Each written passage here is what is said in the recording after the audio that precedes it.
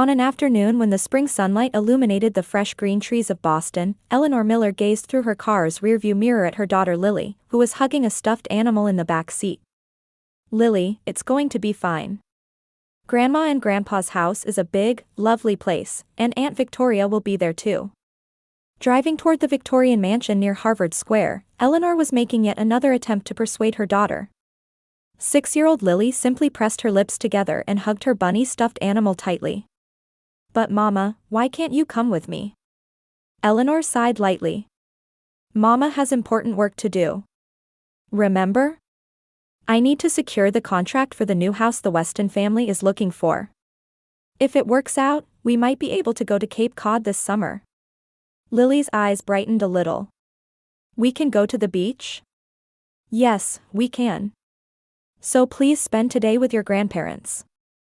I'll come pick you up in the evening." As the car passed through a large iron gate, a 2-story white mansion came into view. Eleanor had mixed feelings about this house, the symbol of the Miller family's real estate empire. Though she had lived here since childhood, she had always felt suffocated between criticism and expectations. The front door opened, and Eleanor's mother Barbara appeared. With her perfectly styled silver hair and elegant dark green cashmere sweater, she embodied the strict aesthetics of Boston high society. "You're late, Eleanor," Barbara said, but opened her arms toward Lily. "Lily, come to Grandma." Lily hesitantly got out of the car and went to Barbara. Eleanor also stepped out and kissed her mother's cheek. "Thank you, Mother. This really helps." "Of course. But if you had let me know earlier, I could have adjusted my schedule," her mother said. "George came home early from golf. For you." Eleanor smiled apologetically. Barbara and her father George always prioritized their own schedules and expected even family members to accommodate them. Eleanor understood that agreeing to take Lily on such short notice was a major concession on their part. As they entered the house, George's low voice came from the living room. Eleanor's heart beat slightly faster. Even now, her father maintained his influence in Boston's real estate world, and his presence had grown more imposing with age. "So you're here," George greeted without looking up from his golf magazine. "An important contract, I hear." "Yes, Father. The Weston family's new home. It could be a significant contract for the company. Victoria would have already closed the deal." Eleanor felt a pang in her heart. Her parents had always compared her to Victoria. When she divorced her husband Mark 3 years ago, her father had criticized her, saying, "Your marriage failed because you were too fixated on your career." Meanwhile, her sister Victoria was treated as her father's right hand from the moment she joined the company. "So you're here." Victoria came down the stairs. With her perfect blonde hairstyle and designer dress, she looked glamorous as always. Victoria embodied everything their parents wanted: talent, beauty, and above all, obedience. "Thank you. Please take care of Lily." "Of course," Victoria turned to Lily. "Hey, Lily. I have lots of dolls in my room. Would you like to see them?" Lily, looking somewhat relieved, took Victoria's hand. Before walking toward the door, she gave Eleanor a small wave. "I'll definitely be back this evening," Eleanor promised. "Please don't let Lily eat too many sweets." Barbara waved her hand dismissively. "Don't worry. We've raised children before. And we might do a better job than you." Feeling the sting of those words, Eleanor maintained her smile. "I'll be going then." As she left the house, Eleanor searched for Lily through the living room window. Her daughter was looking back at her as she climbed the stairs. Eleanor's heart wavered at Lily's anxious expression. But this contract was necessary for their future. As a mother and a career woman, she had to succeed. As she got into her car, Eleanor took a deep breath. "It's going to be fine, it's going to be fine," she reassured herself. Eleanor surveyed the faces around the conference table. David Weston, the eldest son of the Weston family, and his wife Rachel had satisfied expressions as they reviewed the presentation materials Eleanor had prepared. "Thank you for this excellent proposal, Eleanor," David Weston said as he closed the thick document. "To be honest, we've received proposals from other real estate companies, but your plan shows the best understanding of our requirements." Eleanor smiled. Her effort, 3 months of research and preparation, sacrificing sleep, was finally bearing fruit. This plan prioritizes your feelings and lifestyle. Especially regarding the adaptable layout for your children's growth, Miller Real Estate Specialist Designers. At that moment, Eleanor felt a slight vibration from her bag. Her mobile phone. Normally, she would never check it during a meeting, but today was special because she had left Lily with her parents. "Excuse me for a moment," she said, standing up and stepping into the hallway. Taking out her phone, she saw 3 missed calls from Victoria. However, no messages had been left.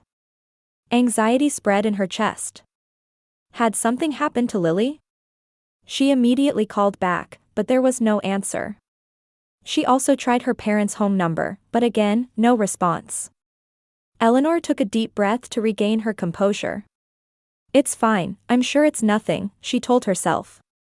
But deep down, an unpleasant feeling was growing. She returned to the conference room and faced the Weston couple. "I apologize. I've left my daughter with my family." "You have a child?" Rachel Weston said kindly. "How old?" 6. "Her name is Lily." "The same age as our youngest," Rachel smiled at her husband. "Family time is precious. If you have an urgent matter, we can continue this another day." Eleanor struggled internally. This contract could be a turning point in her career. But she couldn't stop worrying about Lily. Checking her phone again, she now saw a missed call from her father as well. Something was definitely wrong. Actually, she made her decision. "I'm a bit concerned about my daughter. Could we reschedule to discuss the remaining details next week?" David Weston nodded. "Of course. Family comes first. We're already strongly drawn to your proposal. There's no rush." Expressing her gratitude and hastily gathering her materials, Eleanor tried calling her parents' house again. Still no answer. With her heart full of anxiety, she hurried to the parking lot, clutching her car keys. As she got into her car and was about to start the engine, her mobile phone rang. It was from an unknown number. "Miller speaking," Eleanor answered quickly. "Is this Eleanor Miller?"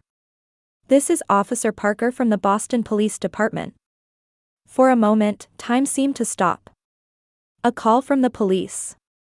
Eleanor's hands began to tremble. "Why yes, that's me. I'm calling about your daughter, Lily Miller." The officer's voice was official, but there was tension hidden beneath it. "We received a report that your daughter is locked in a car." The blood drained from Eleanor's face. What? "Your daughter is alone in a locked car in the parking area of the Miller residence on Beacon Street, Brookline District. Emergency services are on their way, but we'd like you to come as soon as possible." "I'm coming right now." As soon as she hung up, Eleanor was overcome with panic. Lily locked in a car? Who would do such a thing? For how long? Even though it wasn't midsummer, the temperature in a closed car rises rapidly. Heat stroke. Dehydration. The worst possible scenarios flashed through her mind. With trembling hands on the steering wheel, Eleanor quickly drove away. On the way, she tried calling her mother's cell phone again. This time, there was an answer. "Mother. What happened to Lily?" "I got a call from the police," Eleanor shouted. On the other end, Barbara's voice was surprisingly calm. "Eleanor, don't make such a fuss." "A fuss? Lily is locked in a car." "Well, she was being noisy." Barbara's voice had a hint of laughter. "I just wanted to make her quiet for a while." Eleanor couldn't believe her ears. "What?" "She was running around the house, shouting, and not listening to me at all." "It's because you don't discipline her properly," Barbara continued in a lecturing tone. "I just wanted her to reflect in the car for a bit. That's how we discipline children in our day." Anger welled up in Eleanor. "Mother, that's abuse. Do you know how hot it gets in a car? Lily is 6 years old. You're overreacting." "I left the windows open a little. The police and emergency services are on their way," Eleanor shouted as she stopped at a red light. Why would you do this? What about Victoria? And Dad? Didn't anyone stop you? On the phone, she heard Victoria's voice. Hello, sis? You're really overreacting. We just wanted to quiet her down. You were involved too? Eleanor's voice trembled with anger. Well, Lily threw a toy and broke Mom's favorite vase, so we just wanted her to reflect a little. About 15 minutes, maybe. 15 minutes. Eleanor froze in terror. Even in 15 minutes, the temperature in a closed car could rise to fatal levels. Get her out of the car right now. It's too late for that. The police have already arrived. Victoria's voice had confusion in it. You're really overreacting. When we were children, we were disciplined much more strictly. Eleanor had no energy left to listen. I'm coming right now. If anything happens to Lily, I'll never forgive you. She hung up and pressed the accelerator. Ahead stretched the road to the affluent neighborhood where her parents lived. With trembling hands gripping the steering wheel, she prayed. Lily, I'm coming soon. Mama will definitely save you. Eleanor's car made it breathlessly up the elegantly curved driveway of the Miller mansion. From the main gate, she could already see the flashing red and blue lights of the ambulance and police car parked on the street. Eleanor's heart was racing, and her throat was dry. Beyond the marble steps and well-maintained lawn, she could see figures gathered in the parking area. Eleanor slammed on the brakes and jumped out of her car, leaving the engine running. Lily. She ran. The sound of her high heels striking the asphalt seemed distant to her ears. Police officers turned to look at her. Behind them stood her father's silver Cadillac. And through the window, she saw. Mommy. Let me out. It's hot. A 6-year-old girl desperately banging on the car window with her small fists. Lily's face was flushed red, her hair was wet with sweat, and her t-shirt was sticking to her body. Lily. It's okay, Mama's here. Eleanor rushed to the car. A police officer blocked her path. Are you Mrs. Miller? Yes. Please get my daughter out. The car is locked, and the air conditioning is turned off, a female officer explained calmly. Your daughter is conscious, but showing signs of heat stroke. Emergency responders are working to open the car. Eleanor looked over the officer's shoulder. Indeed, a firefighter was working to unlock the driver's door. The key? Where are Barbara and George? She cried. At that moment, a voice came from the direction of the mansion. Why are you making such a fuss, Eleanor? Barbara, George, and behind them Victoria, were walking toward the parking area with leisurely steps. All three looked as if they didn't understand the seriousness of the situation. Give me the key. Eleanor shouted at her mother. Barbara frowned and took the car key from her handbag. You're really overreacting. I just wanted to quiet her down for a while. Eleanor snatched the key from her mother and handed it to the firefighter. Hurry. Please. The firefighter quickly unlocked the door with the key and said to Lily, It's okay, now, little miss. You're safe now. Eleanor pulled her daughter out of the open door and hugged her tightly. Lily's body was abnormally hot, and her small chest was rising and falling with rapid breaths. Mommy, it was hot. Lily whispered weakly. I'm thirsty. Immediately, a paramedic rushed over and laid Lily on a stretcher. She's showing early symptoms of heat stroke. We'll treat her right away. Eleanor held Lily's small hand as she accompanied the stretcher. It's okay, Mama's here with you. While heading toward the ambulance, she looked back at her family. The three were still standing in the same place, with surprised or confused expressions. At that moment, the female police officer approached Barbara and the others and began speaking. Mother, why did you do this? Eleanor shouted, not leaving the stretcher. Barbara, while listening to the officer, answered her daughter. Lily was being noisy and wouldn't listen.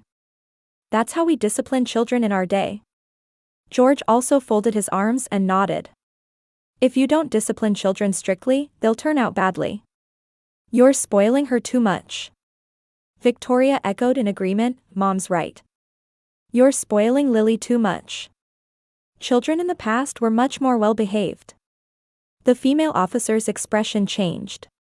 She took notes as she regarded the three with a stern gaze. The temperature inside the car was at dangerous levels, the officer said in an official tone. This clearly constitutes child abuse. Hearing those words, Barbara's expression finally changed. Abuse? That's absurd. We love our granddaughter. If there's love, you wouldn't put a child in danger, Eleanor said coldly. By the ambulance, paramedics were giving Lily an IV and attaching an oxygen mask. Body temperature 101.5 degrees Fahrenheit, mild to moderate dehydration, one of the medical staff reported. She'll need observation at the hospital. Trembling with fear and anger, Eleanor continued to hold Lily's hand. The 6-year-old's body looked small, and even smaller on the stretcher. Her breathing through the oxygen mask tore at Eleanor's heart. "I'll ride in the ambulance," she told the paramedic. Of course, the medic nodded. Eleanor glanced once more at her family. They seemed to have finally begun to understand the gravity of the situation. Barbara had gone pale, George wore a confused expression, and Victoria stood clutching her own arms. "Why did you put Lily in the car?" Eleanor questioned again. "Why did you think that was acceptable?" Because she wouldn't listen, Barbara's voice no longer held conviction. She was beginning to notice the severe gazes of the police officers and paramedics around her. "But I didn't think it would come to this. Are you saying you didn't know what happens when you lock a child in a car?" Eleanor's voice was quiet but trembling with anger. "It's been reported in newspapers and news countless times. Children die every year in locked cars. But I left the windows open a little," Victoria weakly excused. "That doesn't help," Eleanor replied coldly. "A few centimeters of gap barely affects the temperature inside the car." The ambulance doors opened, and the stretcher carrying Lily slid inside. Eleanor followed. "I will never let you see Lily again," she declared to her family just before the doors closed. "This is the end." In the ambulance, Eleanor held Lily's small hand tightly. The girl's eyelids moved slightly, and her eyes opened. "Mommy. I'm here, Lily." "It's okay," Eleanor smiled, holding back tears. "It's all right now. I won't let anyone hurt you." Lily's lips moved under the oxygen mask. "Grandma was angry because I was a bad girl." Eleanor's heart ached. "No, Lily. You did nothing wrong. It was Grandma who was wrong. Adults make mistakes too." As the ambulance started moving with sirens blaring, Eleanor took out her smartphone and with trembling fingers dialed Mark's number. She and her ex-husband had maintained a friendly relationship after their divorce and shared joint custody of Lily. "Mark, listen. Something terrible has happened," she began explaining, her voice shaking. "Lily." As he listened to the explanation, Mark's angry voice grew louder on the other end. "That's outrageous. I'm heading to the hospital right now." "Which one is it?" Eleanor gave him the name of the hospital and hung up. Outside the window, the Boston cityscape was passing by. The spring sunlight was still shining brightly, but Eleanor's world had been transformed. She exhaled deeply and steeled her resolve. For years, she had endured the dismissiveness of her parents, their favoritism toward her sister, the denial of her own worth. She had borne it all. But today, the moment they put Lily in danger, they crossed a line. She would never again allow any of her family members near Lily. As the ambulance approached the hospital, a new determination was born in Eleanor's heart. She was no longer a black sheep who would comply with her parents' and Victoria's wishes. The time had come for her to stand up, for Lily's sake and for her own. "Mommy. I was scared." Lily whispered softly. "It's all right now," Eleanor gently stroked her daughter's hair. "Mama will protect you. No matter what." The bright lights of Massachusetts General Hospital's pediatric emergency ward shone unnaturally in the midnight silence. Eleanor sat in a chair in the hospital room, watching Lily sleep while receiving an IV. Fortunately, the doctor's diagnosis was optimistic: moderate dehydration and mild heat stroke. She was expected to recover after overnight observation. You did well. Turning around, Eleanor saw Mark leaning against the doorway. Despite his tired expression, he had a small smile directed at their daughter. Eleanor and Mark's divorce had proceeded amicably, and they maintained a good relationship for Lily's sake. Mark hadn't remarried but lived within 3 kilometers of Eleanor and spent every weekend with Lily. "Thank you for coming," Eleanor said softly. Mark quietly entered the room and stood on the opposite side of the bed. Why would they do such a thing? His voice mixed anger and confusion. Eleanor shrugged. According to them, it was because Lily wouldn't listen. Old-fashioned discipline, they said. Discipline? Mark's face darkened. Locking a child in a car isn't discipline. It's abuse. The police said the same thing, Eleanor said, holding Lily's small hand. They took detailed statements from my parents and Victoria. An investigation for child abuse is starting. As it should, Mark's voice contained rare anger. I'm considering legal measures too. They must be kept away from Lily. Eleanor nodded. For a long time, she had tried to mend her relationship with her family. She had endured criticism from her parents and their favoritism toward her sister, trying to maintain Lily's relationship with her grandparents. But today, a line had been crossed. I'm ending it, she said quietly. Mark looked at her in surprise. Really? Eleanor gazed at Lily's sleeping face. I can no longer call people who endangered Lily my family. Suddenly, voices could be heard from the hallway. The tense voice of a nurse and a woman's carrying voice. It was Barbara. I'm her grandmother. I have the right to see my granddaughter. Eleanor and Mark exchanged glances. Mark stood up and headed for the door. I'll handle this. I'll come with you, Eleanor also stood up.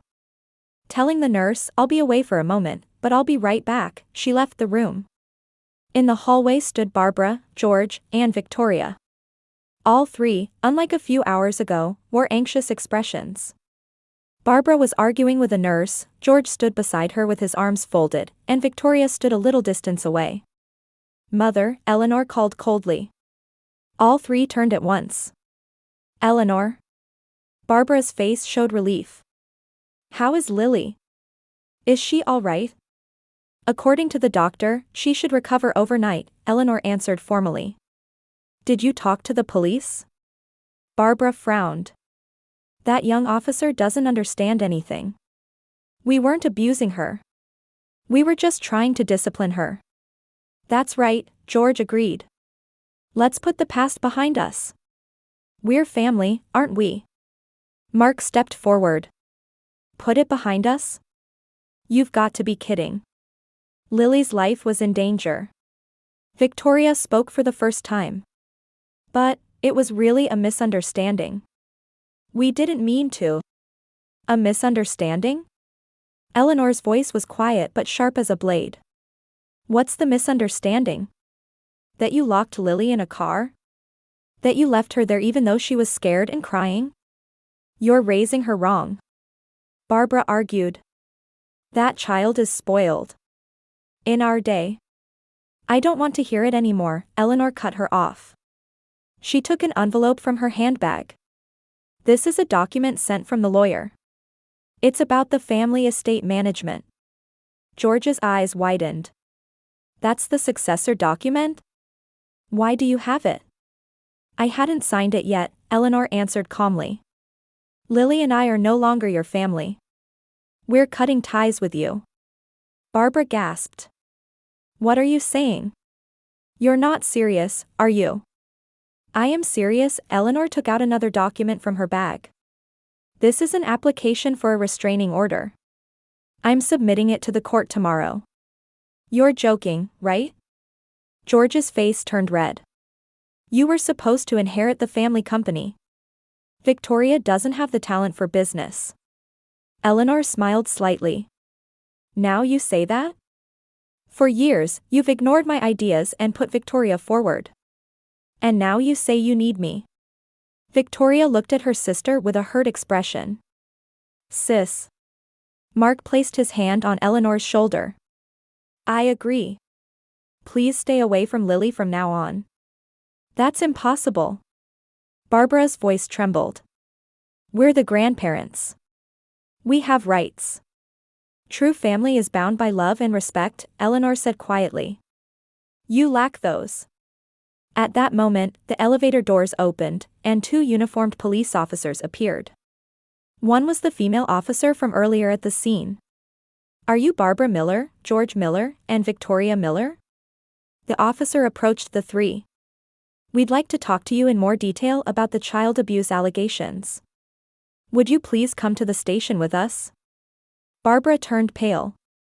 Abuse, we just wanted to discipline our beloved granddaughter.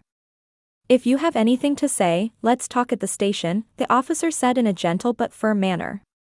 The three stood stunned. George tried to say something but couldn't find the words. Victoria looked like she was about to cry. Eleanor? Barbara looked at her daughter with pleading eyes. Help us. Eleanor calmly looked back at her mother. Mother. Watching the three being led away by the officers, Eleanor felt a strange sense of liberation. It was as if a great weight had been lifted from her life. Are you okay? Mark asked gently. Eleanor nodded. Yes, I feel better actually. Maybe I should have done this sooner. They returned to the hospital room. Lily was still asleep, but her color was starting to improve. Eleanor sat next to her daughter and held her small hand. What will you do now? Mark asked, standing by the window looking down at the nighttime Boston streets. Eleanor thought for a moment before answering. A new beginning. For us, for Lily. I don't care about the family company. I'm here, Mark smiled gently. Lily needs her father. And. He hesitated slightly. You should have someone too. Eleanor looked up at him. After divorcing Mark, she had focused on work and raising Lily, never building new relationships. Right now, I have my hands full with Lily. I understand, Mark nodded. But we are a family. Just in a different form. Let's move forward together, for Lily's sake. Eleanor smiled. Yes. A true family is bound by love and respect, Mark completed her sentence. Outside the window, the pre-dawn Boston sky was beginning to change color, heralding the start of a new day. 1 year later. Autumn sunlight streamed through the windows of a small cottage in Cape Cod. Eleanor sat on the deck overlooking the sea, drinking coffee and reviewing work documents. Her real estate company, Miller New Homes, was growing steadily and gaining a reputation in the Boston area. From the beach came the sound of Lily's laughter. Now 7 years old, she was building a sandcastle with Mark. Their already friendly post-divorce relationship had deepened since that incident, creating a new form of family. Legally, they still shared joint custody, but Mark spent time with Lily more frequently than before, and it wasn't unusual for the three of them to spend vacations together. Her cell phone rang, and Eleanor looked at the screen. It was from Victoria. She took a deep breath and answered. Victoria. Sis. Her sister's voice, unlike before, sounded weak without its former arrogance. About Mom. Eleanor listened silently. 3 months ago, she had heard the news that Barbara had been diagnosed with terminal pancreatic cancer. She doesn't have much time left. She wants to see you one last time. Choosing her words carefully, Eleanor replied, I will come. But I won't bring Lily. That's her wish. On the other end, Victoria took a small breath. I understand, thank you. 3 days later, Eleanor visited the Boston hospital. Barbara had deteriorated dramatically, without her once dignified presence, now small and shrunken. Eleanor, you came. Yes, Eleanor entered the room and stood by the bed. Lily? She's not here. I respected her wishes. Barbara laughed painfully. Of course. What I did is unforgivable. Mother, Eleanor sat down but didn't take her mother's hand. I don't forgive you, but I don't hate you either. What do you think family is? Barbara's voice was weak. Not blood ties, Eleanor looked out the window. Respecting each other and keeping each other safe. If you love someone, you don't hurt them. I was wrong. Tears fell from Barbara's eyes.